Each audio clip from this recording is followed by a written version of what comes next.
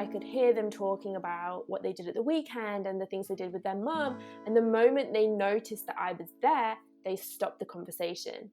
And I just remember feeling like I am no longer Katrina who, is sporty and makes people laugh and is quite shy, but, friendly. I am now Katrina whose mum died, and that's all I am.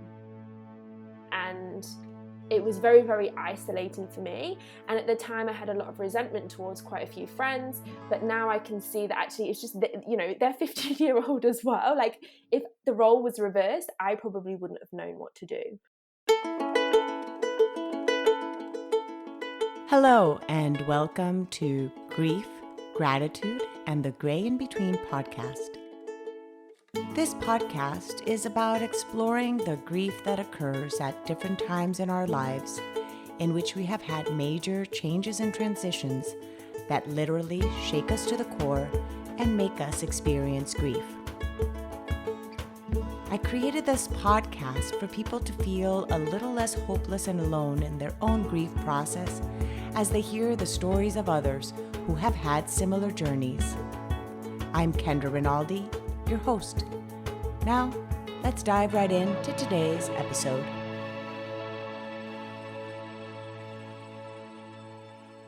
Thank you so much for tuning in to today's episode. I am excited to be chatting from across the ocean, waters, and continents away, and a whole day difference between the two of us today, with Katrina Weller, all the way from Australia, right? We're talking. Yeah. Are you Australia or New Zealand? No, Australia. Australia, right? Yeah, Australia, all the way from Australia. Katrina Weller is here with us. It's like 5:30 p.m. my time as we're recording, 8:30 a.m. her time. I'm so fortunate, and we are so fortunate that we were able to find a time that worked for us, even though with the time difference here. So thank you so much. No, thank you for having me. I'm really excited to be here. I got up especially out my pajamas just for you. And I have not gotten out of my workout clothes yet, as I was telling you earlier. So, anyway, thank you, Katrina, for contacting me. And I don't even know who contacted who because we're both following each other on Instagram and then being on the podcast. So let's talk a little bit sorry, she's like Evie is trying to make a bed underneath the bed. She's doing the Scratchy thing. Do your dogs do that too? Yeah. Do you have one? Just one How many? beagle. A beagle? Does he do that? He does, and normally he Yeah. howls as well, which is why the door is shut, because I don't want him coming in here howling at us. And howling. Well, if he wants to howl and join us, I've had several guests that have had their dogs in the room with them, just as mine just chooses to be in here. I think she'd be louder if I did close the door. She'd be like barking and howling outside, wanting to get in. So it's better for her to just be here. Okay. So after all that interruption, tell us then about you. So what part of Australia do you live in? So I'm currently in Melbourne. So I'm about 20 minutes from the city centre. But we moved here just under 2 years ago. So July 2019. And I live here with my partner and our rescue dog, Ronnie. Ronnie? Ronnie. Roni. You see with the accent, R-O? Yeah. And then? Yeah. Yes. Okay. Roni. Oh, cute. How old is your rescue dog? Roughly 2.5. Roughly, yeah. But we're not, it's a bit of a guess. So he was young. Yeah, he was quite young when we got him. And he's a Beagle Basset Hound, we think. So he's got a really long body, but really short legs. Oh, cute. Oh, so cute. They're just amazing. Do you find it so comforting to have an animal? Have you always had a pet or is this your first pet? This is my first ever dog. I've had other pets, but nothing cuddly really. So yeah, we kind of decided when we moved here, I was feeling quite lonely and I was struggling to find work when we first arrived. So we had decided we were going to get a dog at some point, and we ended up just kind of getting one. And it's been the best thing, especially throughout lockdown.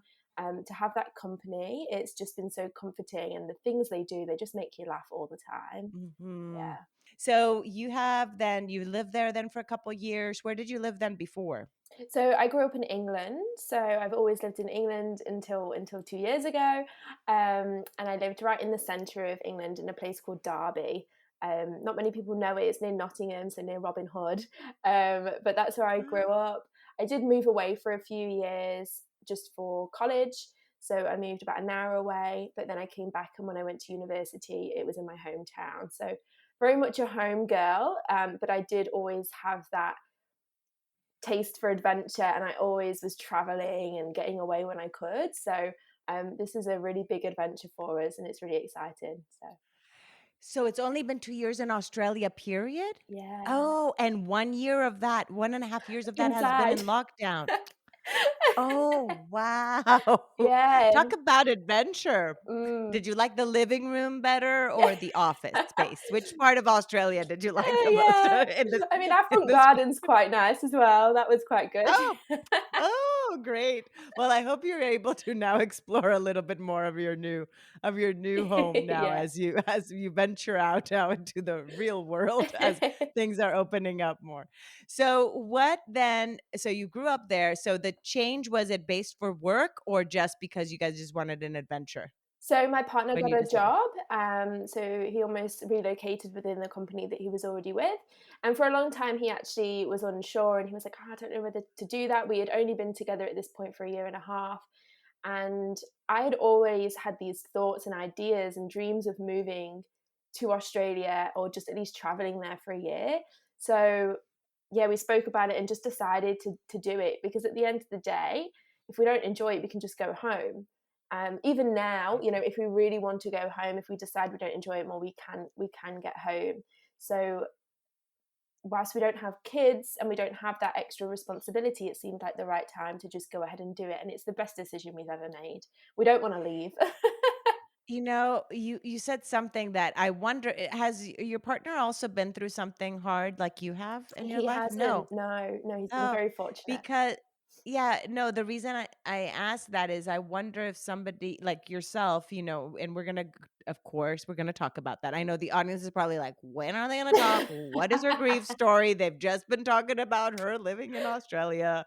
And but you see, I didn't know you were from England originally. So um is that fact of you being so willing to really live life and knowing that, oh, well, if we don't like it, we just go. Like, like if Mm, that part of you, I wonder, I mean, no, where your mom died when you were 15, right? mm. Do you know, I mean, hard to know because your character's just developing of whether you would have had this type of adventurous type of personality I had definitely you not wouldn't gone through that.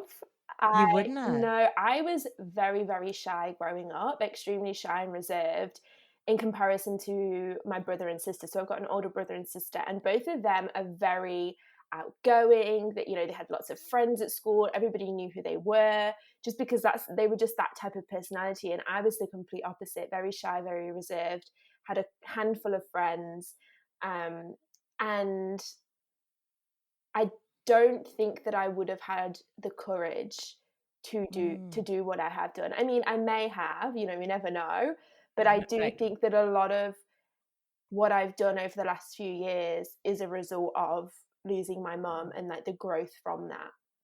Mm. Yeah. Yeah, it's true. We wouldn't know what our life would be otherwise, right? But like you don't know what other things could have come in your life that made to make you turn into the person you Mm, are now. But these were the cards you were dealt, and this was your journey. So you were 15. mhm. Your mom, do you prefer passed away, died? I'm What happy for words you to would you say rather me? either. I'm happy for either. You're okay. Okay. So when your mom died, what were the circumstances around her death? So What she had been ill for quite a few years actually, and she had cancer, but it had gone undiagnosed. So when I was very young, she had cancer. She was in she got the all clear, and yeah, she it turned out she had a tumor on her spine. So it was very, very awkward. There wasn't very much they could do actually in terms of um, treatment. Mhm. And yeah, unfortunately, after I think from diagnosis until the day, it was, I think, only 9 months, but I still think of it as years because it felt so long for Mm, me. mm, Um, so it was expected. We didn't know it was going to happen.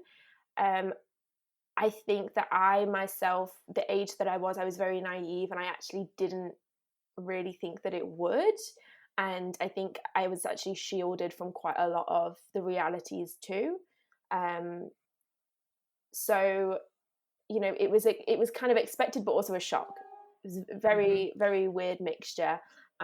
Because they didn't tell you, because of your age, they might have just not told you very clearly everything that was going to happen. Yeah. Now, do you now as an adult think that was, I mean, of course you can't, that's just what your parents thought was the best thing to do Mm. right at that time too. So it is what it is.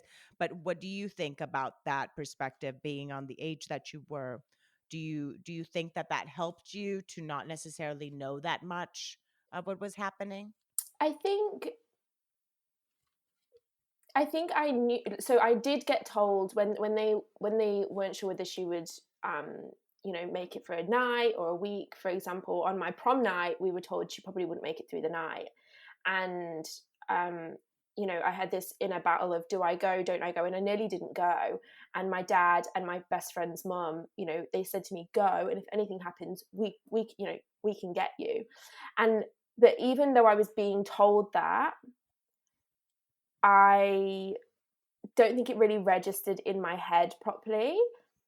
And nobody, so it wasn't that they didn't necessarily tell me, it was more the lead up, I wasn't aware. So it was very sudden for Mm. me, and therefore it kind of didn't register in my brain. It was very weird, very weird. Um, I think, as a parent, it's making those decisions. I can't say really, to be honest, whether it was the right thing or the wrong thing. Um, yeah, Yeah, it is what it is. yeah, Yeah, exactly. No, no, because it is what it is. That's the thing. I was just wondering, like, if by chance you thought it would, because I don't know. Sometimes we overanalyze. Sometimes maybe we don't. Maybe I'm the only one that overanalyzes no, things. So no. I wonder if it would have been, sometimes you go into that rabbit hole that really takes you nowhere. Because again, it is what it is. Mm. Um, so then what were then so she didn't pass away then went your prom night. So then what were the circumstances on the day that she passed? What do you remember of that day?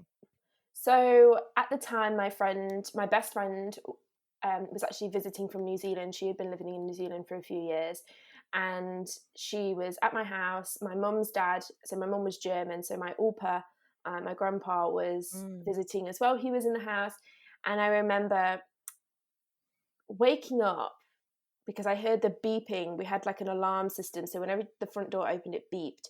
And I remember just waking up because I heard this beep, and I just had to. I ran downstairs. It was like 5 a.m., and my dad was there, and he just looked at me, and I just knew. And my dad was. Was your mom at the hospital? My mum was Was at the she at the hospital? hospital. Yeah. Oh, okay. And he came home to tell us and to get my grandpa, Mm. and it was. I gave him a hug. He was crying. He asked if I wanted to go to the hospital, but I said no. I just went straight upstairs. I got into bed with my best friend, and I told her, and I fell back to sleep. Mm. Um, about an hour later, I think I woke up, and that day we were meant to be going shopping for, it was her prom coming up in New Zealand, and we were meant to be Mm. going shopping for a dress. And I actually went with them, her and her mom, to the shopping centre. And it was a very surreal time. And a lot of people might think that's weird, but it hadn't registered in my brain, I don't think. It hadn't really hit me, and I was in shock. And I didn't want to sit with it, because if I sat with it, it became real. And Mm. I was receiving all of these texts, people find out somehow, and I was receiving all of these texts, and I just remember ignoring my phone completely. And I fell asleep in a changing room, and my my best friend's mum pretty much had to like carry me back to the car, and went home, and I just stayed at her house until I felt able to go home and see my granddad and see my dad. And I actually didn't cry until after the funeral, until way after the funeral, actually. I almost put a wall up against it, didn't really want to acknowledge that it had happened. And she had been in the hospital for quite a few months, so she hadn't been at home. So the fact that she wasn't at home and she wasn't there, that it wasn't unusual. The fact that I was walking around the house and into the living room, she wasn't sat there, it didn't feel like empty in that way. So it only really hit, a couple of weeks later, when actually I hadn't been able to see her in the hospital and I hadn't been able to visit her. I wasn't receiving texts from her. So yeah, that's kind of like what happened in probably like the day and then the week after. What you're sharing is so valuable because it's those things that we do have to be very empathetic about how people handle their grief, because it is just so different. Mm, Because like how you said, like in that moment, like you wanted to kind of maybe stay in that little bubble of the reality not really being there yet. mm, Let me just do the things that teenagers do. Let's go shopping. But the fact that you fell asleep, and that like somehow that image of a 15-year-old falling asleep in the dressing room like showed that emotionally you were drained. yeah. And who knows also how long, for 9 months of honestly also holding your breath for Mm, 9 months of her journey. It was maybe even the body's like release, and the fact that you even took a nap afterwards with your friend too, right after listening to the news. It was maybe there was like all this built up. I don't know. yeah. Do you think like built up kind of, feelings of all this year or eternity as you felt it, right? Of those 9 months Yeah. of your mom having been ill too. Yeah, definitely. It definitely was a physical emotional response that I was kind Mhm. of not aware of, I guess, and my body was just doing what it needed to do. Um, I hadn't spoken to people about it really, because you know you don't really, as a 15-year-old, you don't talk with your friends about the fact that you're at home caring for your mum. And you just don't. And people knew that she wasn't well, but they didn't really know the extent, and they also didn't know the things that I had seen and the things that I had to be there for. So yeah, it took a really big emotional toll. And I was at that age, my sister and my brother, they were going out with their friends, they were drinking, that being teenagers and doing what they do. Mm. Whereas I was still very much, because I was quite shy and reserved, I just wanted to stay at home with mum. So I was at home a lot more. I would Mm. wake up early to have breakfast with her, and come home from school and we'd sit together. So I saw a lot in that time that I just never expressed. And I think even still, it's actually, I don't really ever talk about those moments and the things that I saw, um, because it's not, it's traumatic stuff, really. Mm. Yeah, so my body just needed to, I think that nap in the changing room was probably one of the best naps Yeah. I've ever had. Yeah, yeah, I would have never thought. That sounds like one of like you're not, you don't have children. You are a mom because you have a dog, but I'm saying you don't have the children, the ones that kind of like fall asleep as you're feeding them and stuff. Kind of those Yeah, videos that you see on you. That's why, like, for you falling asleep in the dressing room, the changing room, sounds like something a toddler, would do. yeah. So it just shows that your body was just like drained.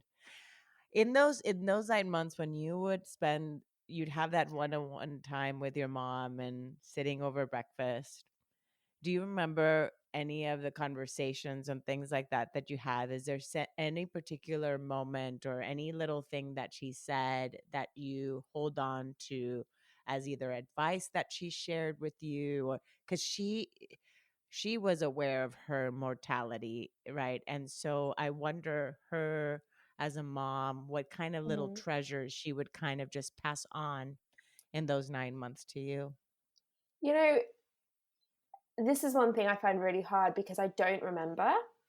And I think it's partly because I didn't realize. So she was telling me things, and you're just like, oh, yeah, whatever, mom. You're Like, 15. exactly. So, yeah, so you weren't really like taking it as that, even though she Mm. might have been giving you as that. Okay, so sorry. So, but so you do you you regret not remembering? Oh, Is that so much. I really wish that I had written things down. And, I see a lot of people who have letters that have been left for them by their parents. And these are things that, I know that if I was ever in that situation now, when I eventually hopefully become a mom, that I would do for my child. And it does make me sad that I don't have anything like that. But also I do get, depending on the day and the time, sometimes I do get things that I just remember, just I'll be talking about her and something will come up and I'm like, oh yeah, she did say that. And I maybe can't put a time frame on it, but I know that she said it at some point. And I actually, moving out here, I found a, a diary entry or a piece of paper that I'd written on, and it was something that my mum had said to me, and it was I've got it written actually, but it was be patient and be. Here, Go where is ahead, it? you can get it. You can get it. Oh, I don't know where I put it This now. is not live, so it's like a I don't know where it's gone. you see it says be patient. So the Yeah. audience can be patient as you look for it. And I It said be patient and persistent. Something like be patient and persistent, don't give up. And I actually found that piece of paper in a moment where I was really overwhelmed. I was missing home. Things weren't going as I had hoped. And I found this piece of paper and I was like, oh my God, this is the thing that she said to me that I've been trying to remember for so long. I know that there was a moment where she said something significant to me and I could not for the life of me remember what it was. And it was just such an amazing thing to be able to find that. And oh, and the timing, that's it's not a no, coincidence that the timing of when you found it was exactly when you needed it. exactly. Yeah. Do you feel like those little moments like that are like a little tap on the shoulder? What do you feel in those I see I'm projecting, of course, I'm projecting. What do you feel? Let me just say, what do you feel in those moments of those things happening? I never used to pay much attention to them. And I would have moments where I felt like it was, it wasn't a coincidence and it was something bigger, but I would very quickly shut them off and I would think, no, you weirdo, like why are you thinking that? And then in the last maybe year and a half, especially as a lot of my friends here are quite spiritual, I have started to actually lean into it a lot more. And I'm starting to notice a lot more since I'm leaning into it and accepting it as well. So I find a lot of comfort in it now, whereas it used to kind of just freak me out, to be honest. Um, so yeah, it's only a recent thing really that I've been able to feel comforted by those things. Now, let's talk about that then. Let's talk a little bit about then the things that brought you comfort in your grief process when you were 15, Mhm. what you did then and what your dad and your siblings did to help you or each of you kind of did on your own. I'm not sure. So, let's talk about that and then because now we're seeing kind of a little bit of the development of who you are now. Yeah. So, what was Katrina's process at 15 to cope with her grief? And I'm talking about her because that's another Yeah, you it's part of you, but it seems that it's a very different person.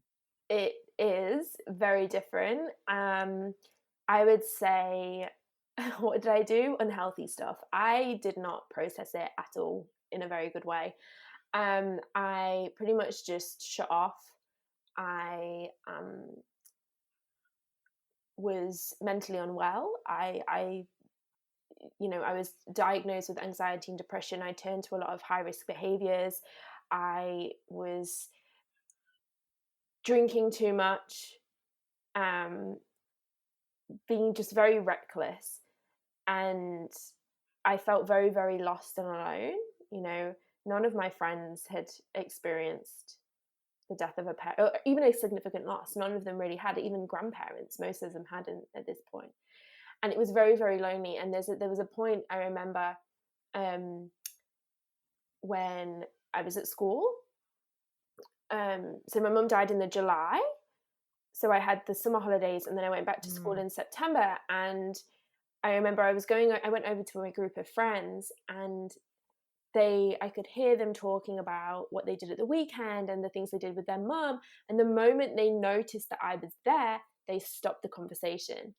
And I just remember feeling like I am no longer Katrina who, is sporty and makes people laugh and is quite shy, but, friendly. I am now Katrina whose mum died, and that's all I am. And it was very, very isolating for me. And at the time, I had a lot of resentment towards quite a few friends. But now I can see that actually it's just, they're 15-year-old as well. Like, if the role was reversed, I probably wouldn't have known what to do. So yeah, I because had. it's not something we talk about. Mm, Death is just not now. I mean, now you and I know because we talk about death in all our grief Instagram posts and all our podcasts or events. But in general, people don't talk about that. So in society, so therefore, it's like if adults are even uncomfortable talking about it, imagine a 15-year-old not knowing how to support their friend yeah. in that process if they've never even heard their grown-ups talk about that. Yeah, exactly. And at that age, all you want is to, have fun. You don't want your friends to be upset, but also you don't want to be around people that are always upset and down. And there's just completely different focuses. And I think at that age as well, you're quite selfish, and rightly so at that age, I think as well. And it was a very, very hard thing to navigate. And I found that I was moving from this girl who was extremely shy to somebody who was actually, I was getting the urge to be more outspoken. And I think that was actually more just because I had a lot of anger inside me. So, there were occasions where in class I would just like let loose, and everybody like, what is going on? Like, where has this come from? And I actually had one kid say to me, one guy in my class say, I didn't know you had a voice. And I think in some ways it's good that I was able to find my voice, but it wasn't, because I was not finding it in the right way, and I was letting it out in not a positive. I wasn't using my voice in a positive way.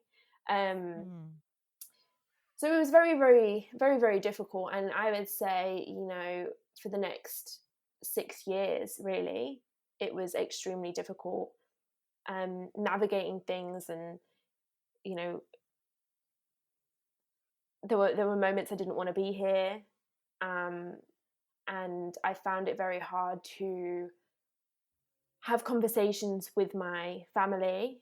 And I think it does change your relationships with your family, in many, many ways. I almost became the mother, in the sense of I would do the food shopping, the cooking, the cleaning, the ironing, like all of those things I was doing. And at this point I was 16. My mum died a week before my 16th birthday, so at this point I was 16, and I was doing all of these things. And it's not that anybody said I had to, but I just kind of took it on myself. And I kind of felt like I missed out on a lot, and I tried to make up for that a few years later down the line.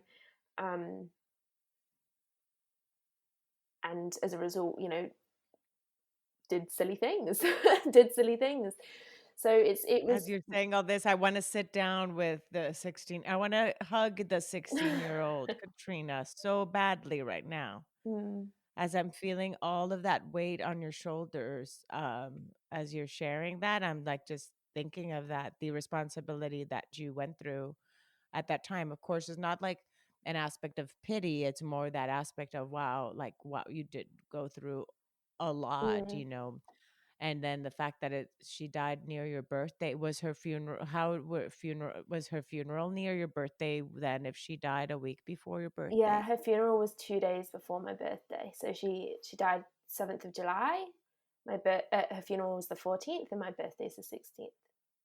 So How was that for, do you remember anything about your 16th birthday at all? yeah, so I actually, one of my closest friends, and her mum was a really good friend of my mum as well. They actually planned a really big party, a fancy dress party for me, and they hired a hall, and everybody came, and it was really lovely. And actually, my it was a fancy dress party, and my dad, bless him, thought the adults were dressing up too, and he was the only one that turned up in fancy dress. Oh, Um, cute. so, but it was just that was really, really lovely. But at the end of the night, I actually ended up losing my phone that night with all of my texts, all of my photos and videos, and I bawled my eyes. I sobbed for hours, and my friend's mum just hugged me for hours and hours, and we just sat there. So the trigger was losing the phone for you to let out the emotion of Yeah, losing your mom. yeah, because I lost everything Amazing. that I Yes, had, but it was, yeah, in that, in the memories and everything in that moment. But I want to say that that was really wonderful that they still planned something special for you, because so often, my sister was buried on my dad's birthday. Mm, And so, for many years, he would always hold on to the fact like, well, no, it's not, because my sister died 3 days before his birthday. And so he would hold on to that aspect of, no, well, you know what today is. And I'm like, Dad, it's your birthday. And it's like, yeah. like that idea, and Dad, I know you're hearing this, and I know I'm telling your story in your personal life. My dad's my number one fan. He listens to every single episode. So he'll be listening to this. But that, that idea, it's easy for somehow that we can hold on to sometimes those harder memories, which is probably also what you might have done on those 9 months too. A lot of the trauma is what stayed with you in those 9 months of Mm, you caring for your mom too. Um, that then you like forget sometimes, and all these other things that are special too. So that's beautiful that they honored your birthday, because it was also honoring your mom by doing that. She's the person that brought you to this world. yeah, So that is wonderful that they did that.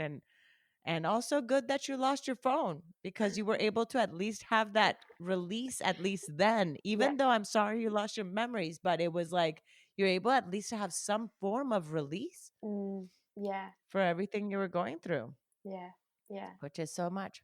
Okay, so that is 15-year-old Katrina 15 going through to 16, 22. 7, 20, Yeah. 22. Okay, going through this kind of, navigate.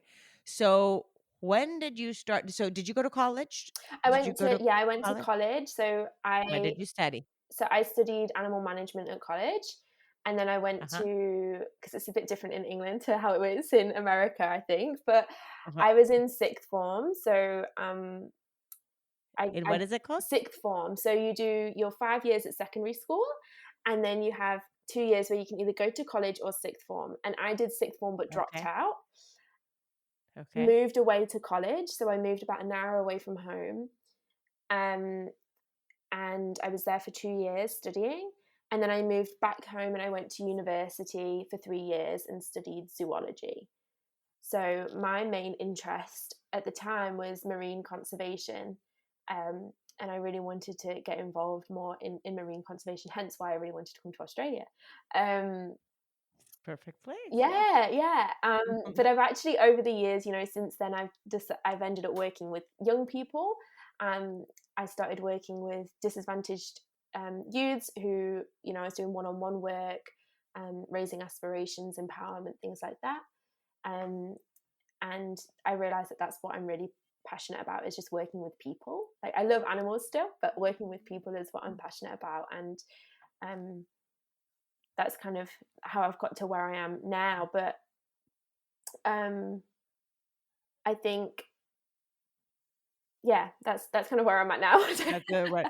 Yeah. But then my question now too is, then in that journey, then you studied. So that's what I asked you. What did you study? But I also wanted to know, when did you start picking up some other tools of navigating your grief? And when did you realize that how you were coping with your grief was really not the healthiest way to deal with it for yourself and for those around you? Like when did you start picking other tools, and what tools did you start Mm. picking up around as you started going to college and so forth? So I did engage when I there was a moment as I said, where I didn't want to be here anymore. And at that point, I engaged with several different counselors. So this was just before I started university. Engaged with several different counselors. You know, couldn't really find one that I felt comfortable with for a long time, but I was willing to keep trying, which I think is really important to mention, that you're not always going to find the right person straight away. And I think that can sometimes put people off. Mm-hmm. But I'm so grateful I continued. I found a really good counselor, and found that I was, you know, just acknowledging my grief, I think, was a really, really big thing for me at the start. Was acknowledging that the fact that I was still grieving 6 years on wasn't a bad thing, and it's not an unusual thing, because I had for so long, you know, you hear all these things that people say, it gets easier after year, it gets better with time, your mum want you to be sad, and that put so much guilt on the way I was feeling, and I thought that I was weird. I thought that I was like unusual, there's something wrong with me, that I still was grieving. So just acknowledging that that was okay and that is normal, and that's what grief is. It's not what everybody says it usually is. It's actually, you know, individual to you. That was a really big step for me. But whilst I was at university, I almost felt like I created this new persona, and everybody, you know, always said to me, you know, you're so positive, and people that knew my mum said, you know, you're just like your mom. And I almost ended up putting so much pressure on myself to be that person, that I was struggling. I was Like still, a mask. it Were you was a wearing a mask. mask? Yeah. And Mm-hmm. whilst, you know, a lot of those elements about me are true, it's just not true 24/7. Correct. So I It's a was, protective mechanism. It's again another protective mechanism, not much different than having used, escapism of, I don't know, other stuff, how people use, alcohol or drugs as yeah, escapism to not deal, right? The same thing sometimes happens when we wear masks all day long. yeah, It's an exactly. escape. It's a way of not really showing what truly is going on inside. Yeah. And I was still taking on that motherly role at home. At this point, my brother and sister had moved out of the family home, but my dad, you know, he had met somebody new, and that was a big adjustment as well. But at this point, you know, I've kind of not really spoken about that, but at this point, you know, I had a really good relationship with my new stepmom, and but I was still, you know, taking on that motherly role. Um, I was working 3 jobs, and I was also in an abusive relationship. So I had this pressure of keeping this persona up, because I didn't want to feel like I was taking a step backwards. And that again, you know, spiraled, because I just couldn't keep it up anymore. And I started, you know, drinking too much again, engaging in risky behaviors, um, very, very depressed. And yeah, it was hard. So I don't want it to sound like, you know, I did all of these things, I got better, and that was it, because it very much wasn't like that, and I don't think it ever will be like that. It's always up and down and moving. But the moment that changed things for me was actually 4 years ago. My sister, she was pregnant with twins, and she went into labor 15 and a half weeks early. So Oh, my wow. niece and nephew were 3.5 months premature, and my nephew passed away. And at that same time, my granddad was diagnosed with cancer, and my mum's Your dad Opa? had a Your stroke. Opa? Oh, no. Yeah, Your my Opa had a dad's dad stroke. was Got diagnosed it. with cancer, and my mum's dad, who at the time was living alone in Germany, had a stroke, and he's lost his ability to speak. So all of these things happened within, you know, 1-2 weeks of each other. And whilst, And this is 4 years ago, you said, but this is how many years? Because I'm not actually, I don't even know your age, so I don't even know the timeline that we're talking about from 15 to now. How yeah, how old are so you I'm now, just for 26, timeline purposes? 26. Okay, so it's been 11 nearly years. 11, yeah. So then 10 years into, am I saying calculating Yeah, right? No, it's been 11 years, so 6 years after your mom's passing, Yeah. is when your sister had the twins, and then your nephew Yeah. uh did not died then when he was Yeah. born, and then that's when your grandfather died and your opa had Stroke. a stroke. Yeah. Yeah. So it was very yeah, very just a lot of things happening. You know, a lot of people might think, well, that would surely tip you over the edge. But at that same point, I also left the abusive relationship, which was very, I think, it was a big release for me. Um, and I saw my sister and how my sister was coping. She had just lost a child, but she also had another child to care for. And I saw the way that my Opa in Germany had, you know, continued even after what had happened. And I realized that it was my choice how I let what happens to me, it like dictate my life. Because for so long, I thought that, you know, that I thought that the only thing about me was the fact that my mum died, and I thought that's all that there was and all that there is, and that's all that defined me, and therefore I had to be a certain way almost, and I didn't get a choice because I felt like I'd lost control of everything. But I realized, looking at everybody around me, like I did have a choice. I actually had more control than I realized, and things will happen in my life that are out of my control, but there's other things in my life that I can control. And you know, things like my happiness, I can choose whether I want to be happy or not. I can choose whether I make an effort to be happy. You know, I wasn't making an effort at this point. I just given up. um and that for me was the turning point, and seeing the strength in my sister. You know, I won't touch on it too much because that's, you know, that's her story, but the strength in her really inspired me, and it was just like there aren't any words to put in to explain like her strength and what she went through, and how she coped with that. And it just kind of, it just gave me that a bit of a knock on the head, you know, a bit of a, I hate to say it, but a bit of a reality check, like that it things happen in our life that we can't control and that are shit. Am I allowed to swear? um, things that You are can say whatever. things that I are don't know how to put it. I shit. don't know in the way I upload these things. I can't really like put. I don't know how to put the thing of explicit, but I don't know.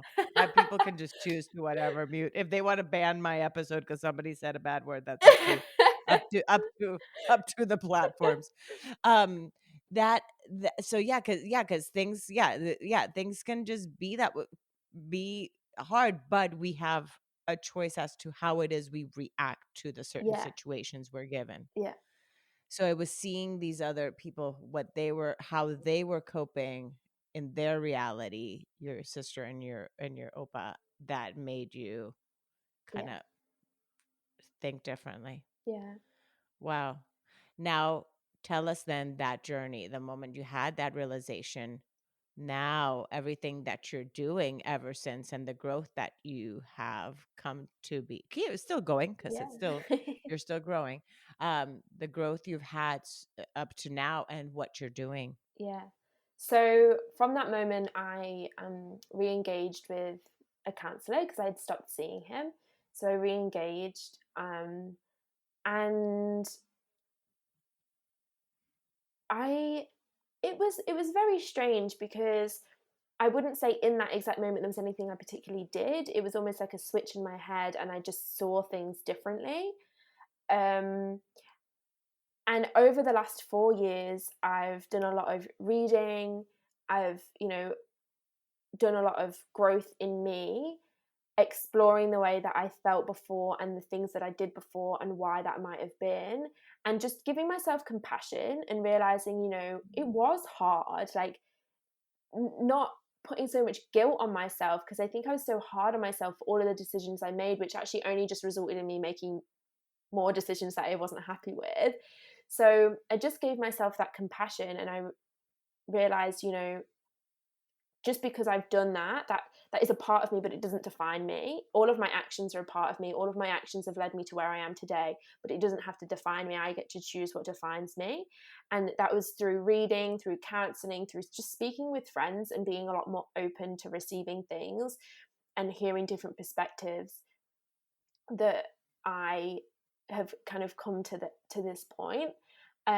It's been a hard, it's been hard. There's a lot of things that I've had to kind of unlearn about myself, Mm. um, especially after the relationship that I had been in, the abusive relationship. You know, there was a lot of things that stemmed from that, and it's been a really long thing for me. But what I started to realize is actually the more I started speaking and sharing my own experiences, the empowerment that that gave to others to then share theirs.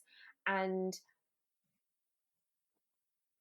I found so much joy in that, in knowing that, you know, me sharing my pain, my struggles, the things that I've been through could possibly help somebody else. You know, nothing can, you know, take that away. Nothing can kind of beat that, I don't think. If you know that you're helping somebody. um so I just started sharing more, really. I just started sharing more, becoming more comfortable with sharing my story. And I realized that one big thing for me was that I missed talking about my mom. I missed talking about it, and I wanted to talk about it and not feel bad for talking about it. And so I Mm. just started doing it. When I realized that in doing it I wasn't causing people pain. That they weren't stopping the conversation like you were Yeah. feeling when you were in high school. In high school, I don't know, high school? Were you in, Yeah. I don't, what grade were you in? Ninth grade? It 10th, was year 10th, 11, 10th so grade? like final year of 9, oh, school. 11. Oh, you guys, oh yeah, because you're almost 16. Yeah, but that's Yeah. still young. You guys graduate young. Yeah. Um, yeah, do you? Yeah, Well, it yeah, I feels think like it's the layouts differently in America to yeah, England. yeah, yeah. The Yeah, so therefore, because you that's kind of what you knew, you're like, "Oh, you don't talk about it, because if you talk about it, then you're like people don't wanna be around you, so then you don't talk about it." So, Mm, right, so therefore you had for so long not talked about it that then when you realize, "Wait, I can actually talk about her, talk about my process, and I in the process I'm helping others," like, how amazing is that? And it's like to discover that you can do that. yeah. It's like it's kind of like a superpower that you get for having gone through something so Yeah, hard that at least it's like, okay, now at least let me give you this little token that for having gone through something hard, you at least get the bounty of helping somebody else that's going through something exactly. hard too. Exactly. And that made me feel so close to my mum. My mum was a very giving person, you know. A lot of people know her for the fact that she she just loved everybody, you know. Like, for example, the naughtiest kid at school, no parent wanted their child to be friends with this kid. And my mum used to invite them over all the time. And he's one of my best friends now. One of my best Oh, friends. Because and she was like that with, you know, all ages, all backgrounds, whatever it was. She never judged, and she just showed people that compassion. And in me sharing my story and my experiences and being there for other people, I feel closer to her, because that's very much the person that she was. So it's almost like I'm allowing her to live through me. And you know, um and maybe, you know, I wish that I'd started doing it sooner, because maybe then, you know, I wouldn't have had to go through all of these things, because I all I really wanted was to feel close to her ultimately, and I didn't know but how to again, do that. we can't turn back No. time. If I could turn back time. You're too young. You're too young to know what reference I that know song that is, or do song. you I know know? the You song, do? yeah. Oh, okay, okay, okay. No. But we can't really, right? So and therefore too, like you wouldn't have probably come to the realization of what you had you not gone through Yeah, hell and back, as they say, you know. So you already have done the hard part. That was just part of the journey yeah, too, because now you appreciate all these moments and times in which you are helping others even more. yeah. So yeah, we always think of the could have, should have, Mhm. you know, we live in these the type of human, you know, we are human for that's what we are. We always kind of think these things back, oh, I should have gone this way. Yeah, but that's not how it was, right? Um, Now, in this journey then of now helping others, tell us then all the different platforms and ways in which you help. You have your Instagram account. When did you open that account? And did you open that first and then you're started serving in the other Mhm. platforms, or what started first? So share a little bit about these different ways. So, I mean, I was sharing in my own network anyway. A lot more of my friends and people that I knew started to experience grief and the death of a loved one, and they would come to me to speak to me about it. And from there, my friends kept saying to me, like, you should start sharing what you're doing, like you should start sharing more and just being more open about it on more of an open platform. So I actually decided to start a podcast. So um this time last year actually, I started a podcast. And with that I started an Instagram account. Now, I actually ended up deleting that separate Instagram account, and I now just share everything on my own personal one. And the reason I decided to do that was because I didn't want to just keep it. I think it's really important that we have these conversations with people who haven't experienced grief as well. And what I started to Mm-hmm. realize is that the community I was building on that account was people who had experienced grief. But I didn't want it to just be restricted to that. So I made the decision 4 months ago to remove that old account and just start sharing everything on my personal one. And it's been amazing because the conversations I've had with people that I know, people that I've grown up with, I had no idea that they actually lost a parent the same age that I did, or that you know, they've their sister or sibling have lost a child, or whatever it is. Like, I never knew that about them, but through me sharing just on my personal account and being more open about it, it started those conversations. I've even had friends who haven't experienced a significant loss say to me, "Oh, I actually have been talking to my parents about what they might like once they die, or how they might like me to handle these situations." And it's opening up these conversations even further. And I think that's really, really important. So I'm really glad that I made that transition. And now I pretty much just share on my stories, I share like just everyday stuff, a lot about my dog, but all my posts are revolved around grief and loss and mental health, predominantly. Um, and I think that it's been a great way to open up that community even more. Um, Because yeah, because it's not a club that's just going to happen to a couple people. No, no, yeah, no, no, no.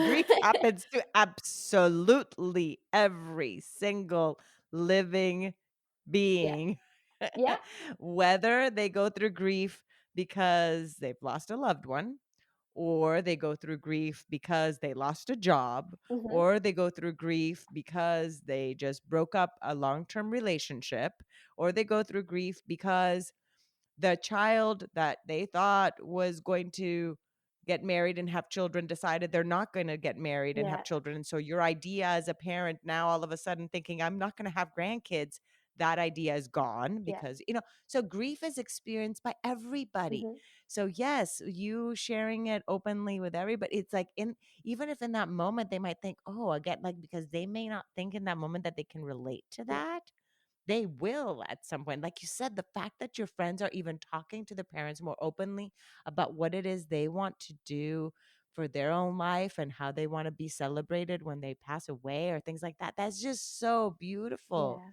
yeah, So beautiful because it's again having these conversations that's going to make it be that there's no longer in the future kids whispering like, oh wait, we can't talk about it, she's here. Shh. Don't talk exactly. about your mom because her mom died, so don't talk about Yeah, and it's giving people that, like, empowering people to know that they can talk about it and to not be fearful of saying the wrong thing. Because I think another big thing that we talk about in the grief community is what to say, what not to say, right? But ultimately I believe it's better to say something or just it. Yes. acknowledge it than say nothing at Yeah. all. And as people who have experienced things being said to them that maybe could cause harm, like, I think it's important that I share with people what they could say and just give them the confidence to feel more comfortable having that conversation. It's not about saying the right or the wrong thing. It's just being comfortable to know that, you know, to have that conversation or to try and have that conversation, rather than shy away from it. And for so long, like, I resented a lot of the things that people said to me, and I was so angry about it. But now I just realized, you know, I didn't know at the time what to say. And how are you going to know if nobody has those conversations? How are you Mhm. going to know if you've not experienced it yourself? So we can't be so angry at the people that maybe do say the wrong thing. You know, if it's said with good intention, I mean, I do agree that there's some people out there that just say things with bad intentions, and that's not okay. But if it's Mhm. said with good intentions, to just have those conversations and educate people. And how are we going to do that if we just kind of restrict a community to those who only have experienced grief? Because ultimately, Mhm. we need Everybody everybody to will. know. We need Yeah. everyone to know. And Mhm. it's as you say, you know, grief impacts us all. And I had a friend on my podcast who she she was talking about the breakdown of a marriage, and she was very young. And she, before we came on the podcast, she was like, "Why do you want me on, Katrina? Because it's not grief." And I said, "It is." So I watched you go through that, and you were grieving a marriage and a life you thought you were going to have. And she realized in that moment, and she gave herself so much more compassion for the way that she processed Mm. everything. Because before, When she she saw herself as realized that weak. she She was wasn't grieving. weak, yet she was Yeah, grieving. Yeah, she was grieving, yeah. So once you gave her the acknowledgement that what she was going through was grief, then it's like, "Oh," it's yeah, like "Oh, I didn't even realize that I was." So your podcast is called Grow with yeah, Grief. Is that correct? yeah. Grow with Grief. Mhm. And so you can they we'll put your website, and everything's on your website. We'll put it on the show notes so people can listen to the interviews you have. But so you interview then people with different grief Yeah. stories. Tell us then that journey, and how long has it been that you've had then the podcast? So I've had that for about a year now, but I took a short Oh, break. same. Yeah, So we've yeah. been the same. Mine's been a year. But I took a short break. My laptop broke, and I had I had nothing to record on. My I know. So I hear you. took a break, and we're just having a break at the moment before season 2 comes out. So that's really exciting. Um, and then from that, I've actually recently gone self-employed because I want to provide workshops for businesses and corporate. So a big thing for me is creating a grief inclusive environment. You know, for so many of us, work is probably the first thing that we go back to after somebody has died, and there's not always the right support there. And I've heard so many stories of so many horrendous things that have happened. And I think it's really important that, you know, if we're in a, ultimately, most people, you know, they are in a workplace, and you spend a lot of your life there, you know, a lot of your life and a lot of your time. And we need to ensure that that space is supportive and knows the tools and has the tools there to be able to support their employees and to support individuals as well. So that's a big thing of something that I'm working on at the moment. Um, I also speak with youth groups and speak with young people and just share my story, and that allows them to share theirs. So there's a lot of things that that I'm kind of Yeah. doing here and there, but ultimately the biggest thing is to just start that conversation. You know, start it for people who are grieving or people who are going to grieve. Mm. Yeah.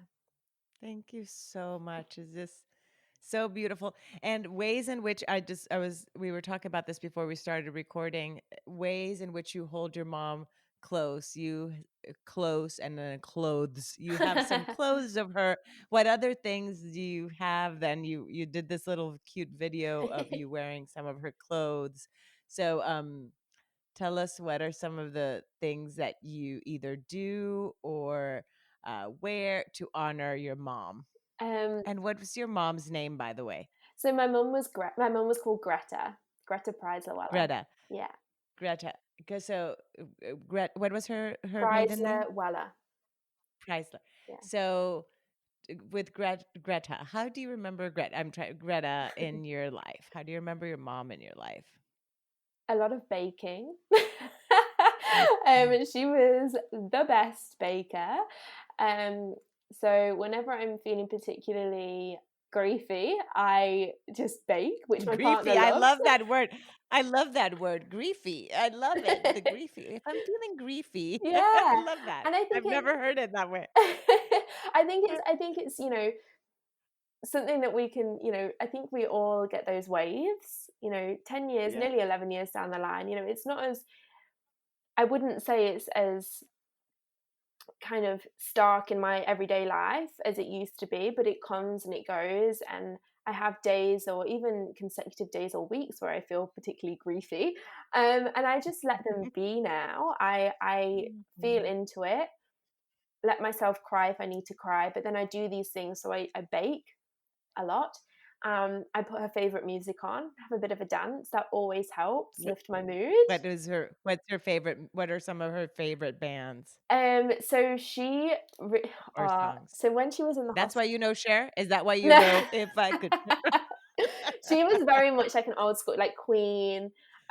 Oh, I And love yeah, Queen. Mm. so there was actually one song that I play all the time, and the reason I played this song is because when she was in the hospital, the nurses became very good friends with my mum, and they let me sneak in one night to her room. She had a private room, let me sneak in, and with my guitar and play Oh, a, you play I see yeah, it right you there see in the behind you, background. but I see maybe we should No. play it. Well, no. Well, this is the thing. Maybe. This is the thing. I said to her, "What is your favorite song?" And I'm going to learn it. And she comes out with "Steely Dan, Reeling in the Years," which is like this full on.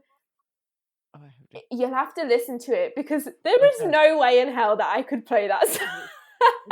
Play that song. It is very rock, very like, there was just no way. But it is such a good song. And now whenever I'm I gonna hear find it, it. whenever I play it, it is the best. Like, it just makes me feel so close to her. Um, so yeah, that's my go-to song. Maybe During by my the day. time you're like in your 60s, you would have already mastered it on that guitar. Maybe. Wait, I've not You even still you tried. still have you haven't even tried. Just think of it like baby steps. Just like, okay, like how about we just like find a very simple chord progression to the song that I could just like play to sing. I don't have to like go rock it out necessarily, but you just start somewhere. Maybe that could be Maybe. one of those little things you pick up. That is so awesome. Yeah. So baking, playing her favorite music, and then you were wearing then some of her you have some of Yeah. her clothes that you keep and jewelry Yeah. Just a as couple of well. clothes. Just a couple of clothes. We actually got rid of her clothes quite early on. So that for me was that was for my dad, something that he had to do. And so I have a couple of those things. They're all getting holes in now, which is really sad, and I don't want to get rid of them. So they're just going to be holy. Just going to have to wear them as pajamas, I think, soon. Um, Yeah. but I'll give you a tip afterwards because I interviewed somebody that did something with her brother's shirts. ah, She lives in England actually, and she said she had that there's some they make teddy bears with the shirts yeah, I've seen that. with like all her brother's like flannel shirts. Yeah, So maybe that's an idea. maybe something like that. Something if when it's already like, like falling apart, like maybe just or a little patch or something from there that you just feel if it's something that there's things in which we feel like that still attachment because again, Mm, but there's also moments in our life in which we start realizing that that's not what necessarily connects us to them and yeah, then there's times in which we're okay to let go. So everything at its due time. It took me 2 years to delete my mom's phone number from my yeah, phone. So everybody has their own process, right? And how it is the things that they choose to release from and that they're okay with and other people hold on to other things longer. yeah. And I'm sure you've noticed that difference between you and your siblings as well. Like you each Very have a much different way so. in which you hold on to. Very much so. Very much so. And the other thing is like in terms of like a grave. So her grave is in Germany. So it's not something that we've ever really connected with that much. So we found other ways. We have a memorial tree in Mm. England, but again, it was quite far away from home and we would only go on significant dates. And so we've had to find other ways, really. And I actually think that's really nice because it means that we can remember and hold her close wherever we are. I don't have to be in a Mhm. specific place to do that. I can, move to the other side of the world and still have these little things that allow me to remember her. Yes. Yes. So, Now, I know you had touched a little bit on and let's go into this and then we'll close off the aspect of some of the people you've been meeting now in your circle that are more into the spiritual and so forth, and how that's kind of been something that's been mm, incorporating into your journey. So, can you touch on that as well, please? Because I'm just curious. yeah, 'Cause- yeah. I mean, I think there's a lot of, I'd say 80% of it I agree with. 20% I maybe don't. Um, and that might be just I'm very aware at the moment of like the spiritual bypassing type behaviors, and I think that it's really important that when talking about spirituality and looking at it, that we are aware that it's not a one size fits all. But the spiritual side for me was I actually visited a medium for the first time ever. I had been very against them. Not long after my mum had passed away, my best friend went to one and she said to me, "Oh, they said that your mum came through," and it just made me so angry. And I was like, "No," Oh. and it just shut me off to them completely. But then, Especially, I think too, like the fact that your mom came through to your friend, like, oh, yeah, yeah, I'd be mad. I was mad one time. My friend told me my sis, like she had felt my sister sitting at her bed, like I'm like, how come she came to you? She's never sat at my bed, you know? yeah. Like, He's a bit jealous, yeah. yes, I'd be jealous. Okay, so you went to a medium, So I went to and the how was that medium. experience? Were you skeptical when you went? You Yeah, still went even with the skepticism. yeah. You were So still not completely okay. I knew I knew this girl through a friend, um, and I'd seen her other work that she does. So she's Mhm. also a coach, and I really, really liked just her as a person. I just liked her, Her energy. Mhm. and You trusted that energy at least. You I did. trusted her. Like, I never thought that anything she would say to me would be a lie. So, and I think that was really Mhm. important. And I went to her and I said, "Look, I am really skeptical, and I'm probably going to come out of here not believing half the stuff you've said." But during the whole process, I just felt this sense of calm. And some of the things that she said to me are things that I have never said to anybody, because they were in those moments where I was thinking like, "Oh no, you're weird. Like, why are you thinking that?" Like, those feelings that I was getting at the time that I never mentioned to anybody because I thought it kind of freaked me out. She was able to tell, like, she came out with things that just nobody could know. And whether it's true or not, it brought me comfort. And I think that's the most important thing, is if you can find something that brings you comfort, that is what's important, whether it's true or not, you know um Agree. yeah, Agree completely. And whether it's true, if it brings you comfort and it's true to you, even if it's true to your experience, then be it that. It doesn't matter really what others may think of that experience. Like you said, if it brings you comfort, like if it's numbers that make sense. For me, it's like little message, like numbers are a message. Something I'm like, oh, okay, that's like a tap on the shoulder. yeah, Like I said before with that little piece of paper that you said with her, be patient, be persistent. When you find it, can you please mail me, text me the yeah, when you yeah. find it? I want to see I the don't know be where it's gone because it's patient, on be my pin board persistent. normally. So Yeah. So, well, you might find it then at the right time, another time when you need to be patient and yeah, persistent. Um, so, yeah, like little things like that, like other people may not see meaning or something in nature, and animals, a certain thing, then you're walking, seeing a bird or this or that. Like for some person, that might be a connection, and others may like not yeah. necessarily see it as such. So that was one of those connections. What other things have you felt that you've kind of opened yourself up to maybe seeing differently in either your grief process or your spiritual connection with your mom? I think the biggest thing is that compassion, um, and having the compassion for myself, for my family and my friends that were there throughout the time. And I just find find joys in the little things now. I'm not so bothered about the big fancy stuff. I just enjoy those small moments. And sometimes I would sit there and I'll just think, how lucky am I to be here? Like, how lucky am I to be able to sit here and just watch, there's some baby birds that are in our garden. Like, how lucky am I to be able to do that when there's so many people who can't do that anymore? My mum can't do that anymore, and it's something she would have loved to do. And I can find joy in those smaller moments. Whereas before it was always clouded by anger or resentment or just unhappiness. Now I can find the joy in it instead. And I think, being able to connect with people and have those conversations with people and learn about other people's stories. Storytelling for me is one of the most powerful acts. And hence why I've got the podcast, and hence why I'm on here right now, is because I think it's so powerful that vulnerability, it breeds connection. And through learning about other people's stories, it helps you to see a new perspective too. It helps you to learn and grow.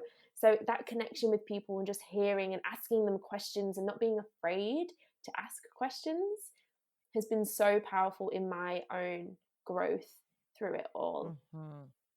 Yeah, definitely. And and asking questions this goes to anything, not just with grief. This is just in life. Anything that is unknown, sometimes we just tend to not talk about. I was in a Zoom meeting once, and you put your name on the Zoom, and so the person, this was like a group thing, and one of the participants had their name and then had they and them on the parenthesis. And I was like, oh, can I ask you, because after I said, I said something like, okay, so she just, and I'm like, because first they didn't have that. And first, and there was no image either. There was just the name. So because of the name, I was just already assuming it was a she. But then when they put the name there, and so then I said, would you mind sharing with, so how do I refer? This is my first time actually talking to a they. Can you please tell me how it is the correct way? And I'm sorry if I'm asking this here on Zoom. No, thank you so much. That's actually wonderful that you do, because that's how we learn. It's good to ask. And because that's the thing. It's like we sometimes don't, because we don't know. We're like, I don't want to say the wrong thing. Well, it's better for me to know and to ask somebody that is a they or them how it is I'm supposed to talk, rather than assuming. Yeah. So yeah, that is a good tip for any situation. Just ask. If you don't know, just ask. Definitely. And with grief, I think we can be so afraid of asking, because people always say to me, oh, are you okay if I ask? I don't want to upset you. And I think actually so many of us who are grieving through death, because of death, we want to talk about that person. We want to hear that people are remembering them. And if you ask us a question and we just don't feel it, we'll just say like, oh, I don't want to talk about it today. And that's all right as well. But 9 times out of 10, we will probably be grateful that you asked, even if we don't talk about it, we'll just be grateful that you asked. So I think asking those questions, not being afraid to want to learn and to know and to find out, is so much better than just not saying it thing at all because you're scared. You're never going to remind us that our person is gone, because we know that every single second, every single day. You can't remind us. We can't forget. So don't be afraid to ask. Don't be afraid to mention their name. If we aren't in the place where we want to talk about it, we will say, but we will be grateful that you've acknowledged it. And I think that's the most important thing. Perfect. That's a perfect way to end the podcast, if that's okay, Katrina, unless you have something else you'd want to share that I haven't asked. But that's perfect. And for people to find you is Katrina, the same last, Praisler Weller. And I'll put that .com, and I will put that in the show notes as well for people to find you. And then in order to connect with you on Instagram would be the best place to get to know you. Yeah, people and are see your welcome to reach bubbly out. personality. I love talking, as you can tell. Listen, we have a podcast for a reason, you and I, and that's exactly the reason. I tell people I don't have a blog because I don't really, writing is not my strong. Did you notice that even on my email interchange? I'm like, no, yes, here's the link. I'm like very brief when writing, but not very brief when speaking. So I'm so grateful to have met you in this journey of our podcast and Instagram, and now being able to hear your story. So thank you so much, Katrina, for being here. Thank you for giving me the space to share. I really appreciate it.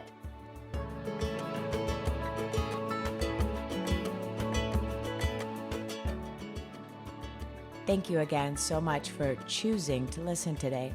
I hope that you can take away a few nuggets from today's episode that can bring you comfort in your times of grief. If so, it would mean so much to me if you would rate and comment on this episode. And if you feel inspired in some way to share it with someone who may need to hear this, please do so. Also, if you or someone you know has a story of grief and gratitude that should be shared so that others can be inspired as well, please reach out to me. And thanks once again for tuning in to Grief, Gratitude, and the Gray in Between podcast. Have a beautiful day.